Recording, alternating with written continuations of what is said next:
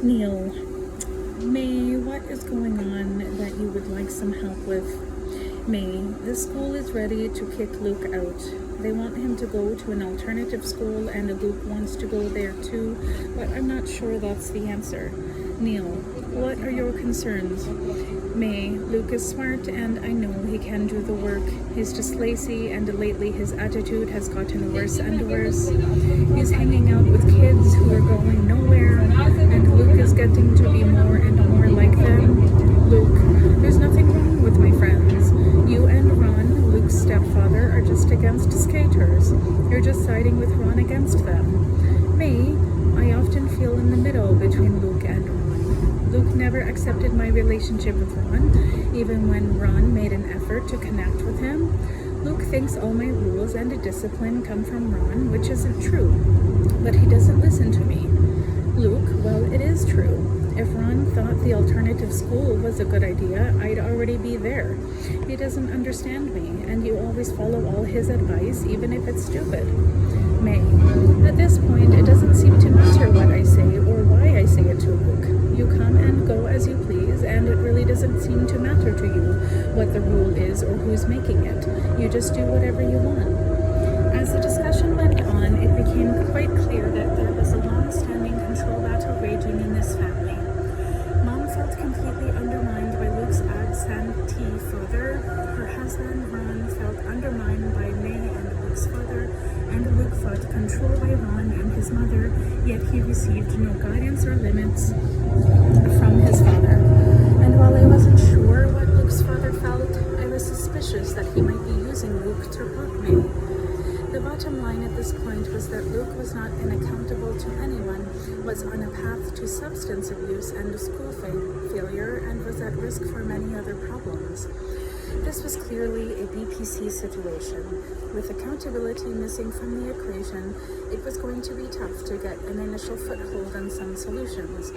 I explained my concerns to May and Luke, that Luke was a kid without healthy positive activities other than perhaps skateboarding, that he didn't seem to have a direction or goal in life, and that's not a good thing for a 16-year-old. I explained that substance abuse is a pattern of behavior that gets worse with time, and that Luke was moving in a bad direction. He was certainly not preparing in any reasonable way for a successful future, and without any accountability, he was at risk of getting into trouble.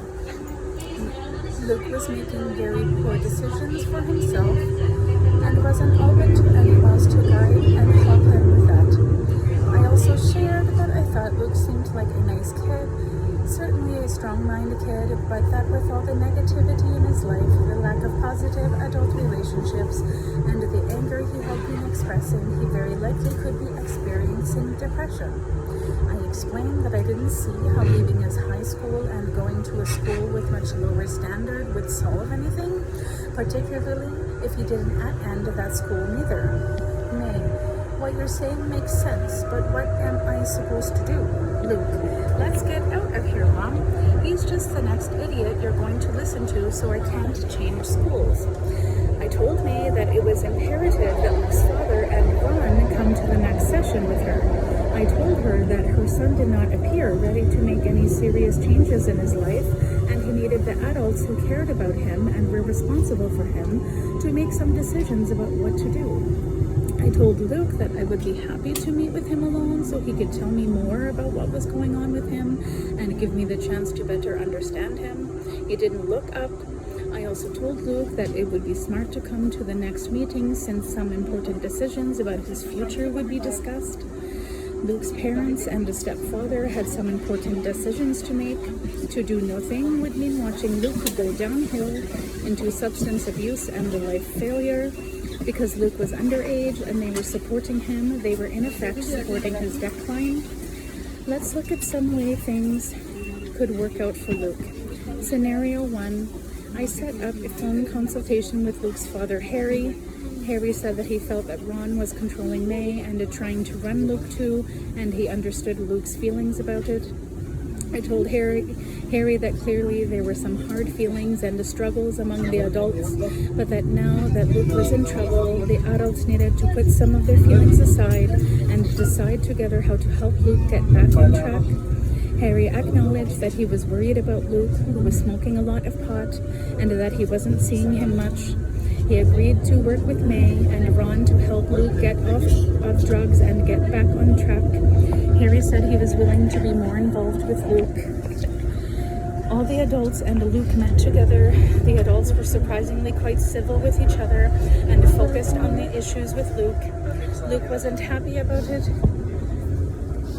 but he was more cooperative and less rude than during his first visit. Harry, Ron, and May all talked about what a terrific person they know Luke to be and how concerned they were with his pot and alcohol use and his lack of responsibility and direction. Even Luke acknowledged that he knew things needed to change. A plan was made whereby Harry was going to spend a lot of more time with Luke. Luke was going to need to demonstrate a positive attitude, be kind to Sean, and test negative for marijuana before he could have any independent free time. Shortly after the session, Luke was drug tested and high levels of THC showed up, confirming his parents' concern about marijuana abuse and justifying their requirements for regular drug tests. The parents required Luke to get a job with the understanding that they would monitor a plan for saving and spending. Harry helped him make a plan and look for jobs. Eventually, Luke got a job with a landscaper who appreciated how fast Luke worked and came to quickly rely on him as an important asset to his business. Luke attended individual and family counseling sessions. He was allowed to attend the alternative school where he sat and was held accountable to appropriate learning goals. After a 6-month period, Luke and his parents felt very successful. Luke had developed a significant level of independence and worked steadily. He was saving for a truck and was able to get his driver's license. His stated long-term goal was to own his own landscape business. In this scenario, when the adults put aside their very complex parental control battle and worked together, Luke was able to accept their authority, be accountable, and become responsible and successful. He was a heck of a lot happier too. Scenario 2. After the family meeting, Harry drove up to spend time with Luke a couple of times, but he was unable to act or sound authoritative. Luke had mostly stopped sleeping at home and instead was staying at his friend's house, where he was able to maintain his self-destructive lifestyle. Luke often came by his mother's house during the day to get clothes and food, and many times small amounts of money would be missing. Luke's mother learned that Luke was dealing marijuana and riding around with his friend, most likely stoned. She was at her wit's end trying to get Luke to come home when he was supposed to. May started to see residential placement as the only option, so I referred her to an educational placement consultant. Since Luke was not at all cooperative, they arranged to have an escort service take him to a 6-week wilderness program. When he arrived, Luke admitted to using many other drugs and to being depressed, both common issues among teens in the program. Luke did well there as he learned to open up in therapy groups. He thrived with the structure and the support. May came to the program's parent weekend, and she and Luke started to build a new honest and healthy relationship. Despite his progress, it was clear that Luke still lacked the self-control or personal goals to come home and to be successful there. So the educational consultant and the wilderness program staff identified an excellent therapeutic boarding school for Luke. During his 9 months at the school, his self-esteem skyrocketed.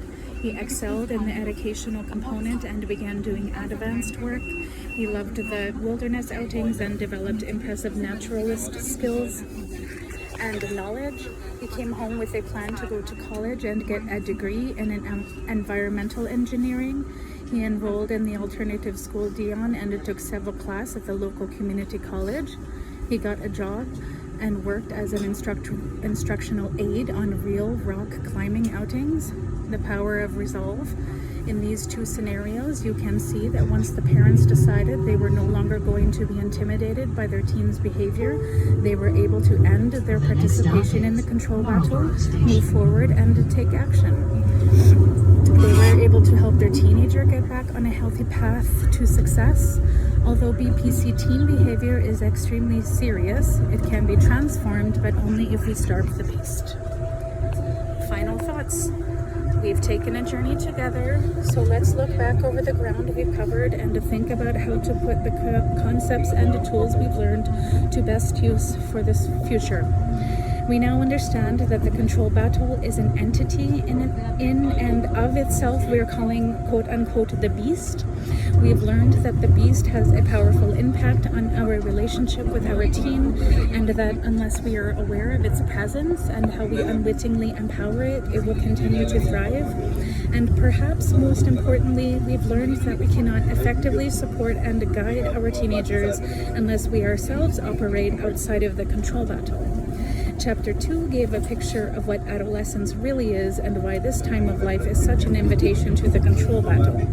By understanding the social, emotional, physical, and neurological changes taking place during adolescence, we can have greater patience and empathy for our teenagers and be less inclined to take their behaviors personally.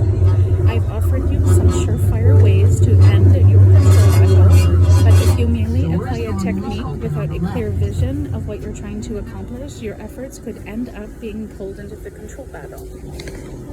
Remember, all ongoing relationships have patterns, and those patterns have a way of enduring, repeating, and becoming so familiar that we continue those patterns without thinking about it. If you are in a control battle with your teen, it means that you and your teen have developed an unhealthy, unproductive relationship pattern. In ending your control battle, you are changing an unhealthy pattern and beginning a new to create a healthy one. When you apply a technique, your intention is to change the way you interact with your teen and therefore the pattern of interaction with your teen. We are talking about making a real change in your family dynamics, getting off the hamster wheel where you put out lots of effort and go nowhere. What are you creating is very different in its nature from what has been going on. A structural change, a different axis, a different dimension entirely. You're going from our kid is going in the wrong direction and there's nothing we can do about it to this is a fabulous kid, let's support him in his fabulousness and here's how we'll do it. The new healthy pattern includes not being reactive, using a positive tone, and relinquishing your desire for control over your teen's behavior. Instead, having faith that your teen will make healthier decisions as you begin to starve the beast. This healthy pattern also includes having clear, reasonable, and high standards and expectations of what your teen will need to achieve in order to earn privileges. What we're talking about here is the concept of change, and a change involves several elements. Knowing what you want to change, that is, what behaviors you want to stop, knowing the behaviors you want to start or develop, and regular conscientious application of the new behavior. This is true whether we are talking about starting to exercise, being more organized, eating healthier food, changing your golf swing, or in this case, relating to your teen and responding to your teen's behavior in a new and a promising way. If you apply these 3 concepts until the new behavior seems natural, you will experience sustainable success. And this is exactly what I want for you and your teen. My goal is to help you create a significant change by following a few basic principles. Yet few of us make changes easily and stick with them. After all, if the changes that I'm suggesting came naturally to you, you would most likely already be doing them. As you were reading Ending the Parent-Teen Control Battle, there were probably ideas, issues, and a recommended change that resonated with you more than others. Perhaps there were parts of the book you felt didn't relate to your situation, and then other parts where you said, that's me, that's us. Of the 3 ways we create and maintain control battles, think about which ones relate to you the most. Are you very reactive? Is there a temperamental differences between you and your teen that makes your relationship particularly challenging? Do you tend to be overly helpful and perhaps even other person focused? Do you bring a negative tone when setting limits or giving instructions? Write down the 2 or 3 things that are most challenging for you. These will offer the greatest opportunity for you to change the relationship pattern. You might want to work on being less reactive and clearer about your expectations. You might choose to focus on making more validating statements, or you might want to communicate more faith in your teen. Perhaps you will choose to work on engaging with your teen more around things that are of interest to her, giving you the opportunity to see and acknowledge the knowledge and skills that she applies in these areas. Some parents might not be reactive and might use a positive tone and be supportive most of the time, but they may need to focus their change efforts on being clearer and on establishing the standards by which privileges are earned. This is all unique and personal to you. Now that you've thought about this and identified your greatest areas of opportunity to create real change, take an index card and write the behaviors I've identified that feed the beast, the specific behaviors I will stop, and the new behaviors I will use. For instance, Ray's parents might write this: I often overreact to what Ray says. I will stop arguing with Ray. When Ray argues, I will listen and warmly let him know that I hear and understand his feelings and his point of view, and repeat my expectation. And Annie's parents might write this: I am too other person focused with Annie. I keep trying to get her to do her work. I will quit nagging Annie to do her work. When Annie is avoiding her work, I will remind her only one time that we want to support her in having her privileges and that she needs to manage her responsibilities to keep them. I will ask her if she needs any help and then let go. On another card, make a list of many of your teenager's good qualities, as in these examples. Ray is a passionate, strong-minded kid. He is loyal, caring, strong, athletic, smart, and multi-talented. Ray has excellent initiative and a good sense of what he wants. Ray has great attributes for success in life. Annie is bright, articulate, creative, funny, caring, lovable, adventuresome, engaging, and capable. Annie is musically and artistically talented. Annie is growing and learning and will do great in life. Keep these 2 cards with you and refer to them often. Making it a habit to refer to them morning, noon, and night will help you stay focused on your goals. Chapter 6 offered the talk as a way of creating the fundamental shift you need to end your control battle. If you haven't already implemented the talk, it's a great way to start things going in the right direction. You can even have a version of the talk every month or so to review progress and to set new goals. Don't expect yourself to perform your new chosen behaviors perfectly. There will be many situations that seem like gray areas. You'll inevitably make judgments that seem right at the time, but might be taken advantage of and not work out. Or you may simply forget what you established and go back to old patterns. Be kinder to yourself. Focus on those things that you're doing well and to feel good about them. Perhaps you are not overreacting and you're staying calm, but your teen seems to be taking advantage of the calm and is interpreting it to mean that he can get his way. But that's okay. You've gone a step in the right direction. Now you can take the next step. Count the positives and give yourself time to correct the areas that still need focus and improvement. Not only do you need to be positive and have faith in your teen, you need to be positive and have faith in yourself. Remember, no one ever promised your teen a perfect parent, only one that loves the heck out of him and will do her best. Some of you reading this book never even had that. I want to thank you for spending this time with me. It's given me great pleasure to have this conversation with you. I can't express how gratifying it is to help families end their control battle and in the process bring back their best selves and the ability to once again enjoy their family. I hope this book gives you and your family back your best selves, free of the beast and free to be the wonderful people you truly are.